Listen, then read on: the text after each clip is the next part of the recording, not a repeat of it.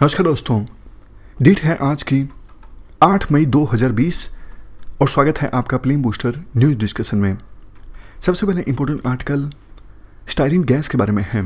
क्या कंटेस्ट है? देखो, आंध्र प्रदेश में गोपालपट्टनम एक जगह है। गोपालपट्टनम में एलजी कंपनी का प्लास्टिक का एक प्लांट है। 1.5 महीने तक ये प्लांट बंद था लॉकडाउन की वजह से, और 1.5 महीने बाद जैसे ही इस प्लांट को फिर से स्टार्ट करने की कोशिश की गई, एक गैस लीक हो गई इस प्लांट से, जिसका नाम है स्टाइरिन गैस। इस गैस के लीक होने की वजह से आसपास के 3 किलोमीटर के दायरे में 5,000 से ज़्यादा लोग बीमार हो गए एकदम से, और उनमें से 11 लोगों की डेथ भी हो गई। तो स्टाइरिन गैस के बारे में हम बेसिक जानकारी डिस्कस कर लेते हैं। ये देखो, फ्लेमेबल लिक्विड है, मतलब इवन नॉर्मल वर्किंग टेम्परेचर पर भी इस लिक्विड में आसानी से आग लग जाती है और वेपर में कन्वर्ट हो जाता है लिक्विड। स्टाइरिन गैस का इस्तेमाल होता है polystyrene, plastics, fibre glass, rubber, latex, इन सब चीज़ों की मैन्युफैक्चरिंग में। कहाँ पर मिलती है ये गैस? ये देखो, व्हीकल्स से जो धुआं निकलता है, जो एग्जॉस्ट निकलता है, उनमें होती है सिगरेट का स्मोक। इवन नेचुरल फूड्स जैसे फ्रूट्स और वेजिटेबल्स में भी मिलती है।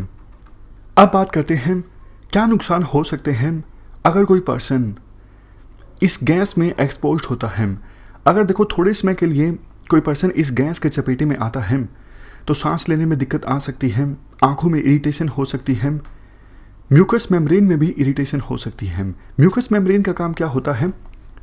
जैसे देखो, बॉडी के आउटर पार्ट्स के ऊपर स्किन होती है जो हमें बचाती है हार्मफुल रेज से, और भी स्किन के बहुत सारे काम होते हैं। उसी प्रकार से बॉडी के अंदर जो इंटरनल पार्ट्स होते हैं ना, इंटरनल पार्ट्स के ऊपर होती है ये म्यूकस मेम्ब्रेन, और इंटरनल पार्ट्स को बचाती है। अगर थोड़े समय के लिए कोई पर्सन इस गैस के चपेटे में आता है तो गैस्ट्रो इंटेस्टिनल इश्यूज भी हो सकते हैं। और अगर देखो लॉन्ग टर्म एक्सपोजर हो तो सेंट्रल नर्वस सिस्टम प्रभावित हो सकता है, कैंसर हो सकता है, और काफ़ी केसेस में वो पर्सन्स कैंसर का शिकार भी डिप्रेशन का शिकार भी हो सकते हैं। सिम्टम्स की बात करें तो सर में दर्द, सुनने की शक्ति जा सकती है, कम हो सकती है, काफ़ी लेजीनेस यानी थकावट महसूस करना, कमजोरी महसूस करना, कंसंट्रेशन में दिक्कत, ये सारे सिम्टम्स होते हैं जब कोई पर्सन इस गैस के चपेटे में आता है। वैसे देखो, बहुत से लोग इस गैस लीक को कंपेयर कर रहे हैं 1984 के भोपाल ट्रेजेडी से, लेकिन उस केस में जो गैस थी मिथाइल आइसोसाइनेट, वो देखो बहुत ही ज़्यादा हार्मफुल थी, बहुत जहरीली वो गैस थी। तो उस हादसे से इस हादसे को कंपेयर नहीं किया जा सकता। और लास्ट में एक और इम्पोर्टेंट चीज़, वाटर जो है एंटीडोट है इस गैस के अगेंस्ट। तो वो लोग जो इस गैस में एक्सपोज हुए हैं, अगर वो पानी पीते हैं ज़्यादा या फिर पानी में डूब जाते हैं तो इस गैस का जो प्रभाव है वो कम हो जाता है। चलते हैं आगे। Next article impact of energy efficiency measures for the year 2018-2019 से संबंधित है। सबसे पहले मैं आपसे एक क्वेश्चन पूछता हूँ, आप मुझे ये बताइए एनर्जी एफिशिएंसी का क्या मतलब है। एक एग्जाम्पल की सहायता से समझते हैं। देखो, आपको एक कमरे में रोशनी करनी है। पहले पूरा दिन एक कमरे में रोशनी करने के लिए आप बल्ब जलाते थे। कितनी इलेक्ट्रिसिटी की यूनिट्स कंज्यूम होती थी? 3। लेकिन अब आपने बल्ब की जगह एलईडी का इस्तेमाल किया। काम वही है, पूरे दिन में इस कमरे में रोशनी करना। तो कितनी यूनिट्स कंज्यूम होंगी? 3 के बजाय 2। तो सेम टास्क करने के लिए अब कम इलेक्ट्रिसिटी कंज्यूम हो रही है पहले के अपेक्षाकृत, मतलब एनर्जी एफिशिएंसी आ गई है। ये एग्जांपल है एनर्जी एफिशिएंसी का, मतलब सेम टास्क परफॉर्म करने के लिए कम एनर्जी का इस्तेमाल करना, कम इलेक्ट्रिसिटी को यूज करना। तो अभी कंटेस्ट क्या है? हाल ही में ministry of power and new renewable energy ने एक रिपोर्ट रिलीज की है, impact of energy efficiency measures for the year 2018-19। इस रिपोर्ट का मकसद ये है, ये इवेल्युएट करना कि 2018-2019 में सरकार के द्वारा काफ़ी सारे जो प्रोग्राम्स लॉन्च किए गए एनर्जी एफिशिएंसी लाने के लिए, उनका कितना फ़ायदा हुआ, क्या वास्तव में एनर्जी एफिशिएंसी आ पाई, हमने एनर्जी सेव की या फिर नहीं। क्या CO2 का एमिशंस कम हुआ या फिर नहीं हुआ, उसी से संबंधित ये रिपोर्ट है। इस रिपोर्ट को वैसे एक third party agency PWDC limited ने तैयार किया है। किसके कहने पर? ब्यूरो ऑफ एनर्जी एफिशिएंसी के कहने पर। तो ये कुछ मुख्य फाइंडिंग्स हैं रिपोर्ट की। हम देखो 2005 के अपेक्षाकृत एनर्जी इंटेंसिटी को 20% तक कम कर पाए हैं, तो ये काफ़ी अच्छी परफॉर्मेंस है। यहाँ पर डेटा भी दिया हुआ है कि जो एनर्जी एफिशिएंसी स्कीम्स चलाई गई हैं उनसे कितनी इलेक्ट्रिसिटी सेव हुई है। आपको बिल्कुल एब्सोल्यूट डेटा तो याद रखने की आवश्यकता नहीं है, लेकिन थोड़ा सा अंदाज़ा ले लीजिए कि नेट इलेक्ट्रिसिटी कंजम्पशन का हमने ऑलमोस्ट 9.39% सेव किया है एनर्जी एफिशिएंसी प्रोग्राम्स की सहायता से। इसके बाद एनर्जी हमने कितनी सेव की? 2.84% of net total energy consumption. और सबसे लास्ट में टोटल एनर्जी सेविंग कितनी हुई? 2.69% of total primary energy supply. तो ये सब डेटा आपको याद रखने की आवश्यकता नहीं है। हाँ, इन एनर्जी एफिशिएंसी प्रोग्राम्स की सहायता से CO2 एमिशन काफ़ी कम हुआ। CO2 एमिशन कम हुआ 151.74 मिलियन टन। अब लास्ट में हम बात करें ब्यूरो ऑफ एनर्जी एफिशिएंसी की, जिसके कहने पर PWC लिमिटेड ने ये रिपोर्ट तैयार की। ये देखो एक स्टैट्यूटरी बॉडी है, यानी पार्लियामेंट के एक एक्ट की सहायता से इस बॉडी को इस्टेब्लिश किया गया था, और उस एक्ट का नाम है एनर्जी कंजर्वेशन एक्ट 2001। कौन सी मिनिस्ट्री के अंडर काम करती है ये body? Ministry of power. Function क्या है? फंक्शन देखो यही है, हमारे देश में इकोनॉमी में एनर्जी इंटेंसिटी को रिड्यूस करने के लिए पॉलिसीज़ को डेवलप करना, स्ट्रेटजीज तैयार करना। तो इस प्रकार की पॉलिसीज़ बनाई जाती हैं ब्यूरो ऑफ एनर्जी एफिशिएंसी के द्वारा, जिससे देश की इकोनॉमी में एनर्जी इंटेंसिटी कम हो, एनर्जी एफिशिएंसी ज़्यादा आए। चलते हैं आगे। नेक्स्ट आर्टिकल सरफाइसी एक्ट के बारे में है। पूरा नाम है securitisation and reconstruction of financial assets and enforcement of security act 2002। क्या कंटेस्ट है? सुप्रीम कोर्ट की 5 जजेस की एक बेंच ने वर्डिक्ट दिया है कि कोऑपरेटिव बैंक्स भी सरफाइसी एक्ट के अंडर आएंगे। देखो सरफाइसी एक्ट कैसे आया, मैं आपको पूरी कहानी बताता हूँ। 80s में और 90s के शुरुआत में क्या होता था, कई सारे लोग, कॉर्पोरेट ग्रुप्स, कंपनीज बैंकों से लोन ले लेते थे, लेकिन वापस चुकाने की उनकी नीयत नहीं होती थी। तो बैंक जब अपना लोन वापस निकालने की कोशिश करते तो वो लोग मामले में बैंकों के अगेंस्ट सिविल कोर्ट में किसी प्रकार का केस फाइल कर देते हैं। सिविल कोर्ट्स में आपको पता है केसेस का बर्डन काफ़ी ज़्यादा रहता है, तो सालों लग जाते सिविल कोर्ट्स में केस का समाधान होने में। तो सरकार ने सोचा ऐसे तो काम नहीं चलेगा, बैंकों को उनका लोन वापस नहीं मिलेगा।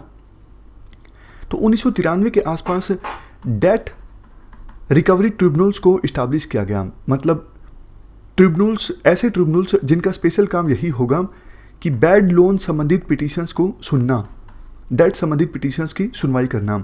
लेकिन इन ट्रिब्यूनल्स में भी केसेस की संख्या बहुत ज़्यादा बढ़ गई। तो 2002 में इस एनपीए की समस्या को एड्रेस करने के लिए ये एक्ट आया था, सरफेसी एक्ट 2002। इस एक्ट में बैंकों को काफ़ी सारी पावर मिल गई। जैसे देखो, किसी कंपनी ने अपनी कोई चीज़ गिरवी रख के लोन लिया है, तो बैंकों को पावर मिल गई कि जो चीज़ गिरवी रखकर किसी कंपनी ने लोन दिया था और वो कंपनी अब लोन वापस नहीं चुका रही है, तो जो चीज़ गिरवी रखी थी, जैसे कोई बिल्डिंग है, बिल्डिंग को बैंक बेच सकते हैं अपने लोन की रिकवरी करने के लिए। बिल्डिंग को बेच सकते हैं, इवन बिल्डिंग का एडमिनिस्ट्रेशन या फिर कोई दूसरी एसेट्स है उसका एडमिनिस्ट्रेशन अपनी मर्जी से किसी दूसरे ग्रुप को, दूसरी कंपनी को सौंप सकते हैं। तो बैंकों के पास ये सारी आज़ादी होती है इस एक्ट के अंडर। अपना लोन वापस निकलवाने के लिए बैंक क्या कर सकते हैं। लेकिन हम एक चीज़ यहाँ पे बताने लायक है, देखो जो चीज़ गिरवी रखी गई थी ना लोन लेने के लिए, सिर्फ उसी को मैनेज करने की पावर बैंकों के पास आ जाती है। और एक एक्सेप्शन है एग्रीकल्चर लैंड। एग्रीकल्चर लैंड को गिरवी रखा गया था तो उसको नहीं बेच सकते बैंक अपना लोन वापस निकलवाने के लिए, बेशक उसे गिरवी रखा गया हो। तो अब कंटेक्स्ट जैसा हमने शुरुआत में डिस्कस किया, कोऑपरेटिव बैंक से पहले इस एक्ट के अंदर नहीं आते थे, अब वो बैंक्स भी इस एक्ट के अंडर आ गए हैं। चलते हैं आगे। नेक्स्ट आर्टिकल एन सेफ के बारे में है। आईआईटी दिल्ली का स्टार्टअप है नैनो सेफ सॉल्यूशंस। इन्होंने ये फेस मास्क डेवलप किए हैं एन सेफ। ये anti microbial and washable face mask हैं। इसमें देखो 3 लेयर हैं।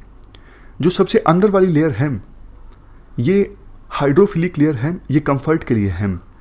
जो मिडिल लेयर है ये एंटी माइक्रोबियल एक्टिविटी के लिए है, और सबसे लास्ट की जो लेयर है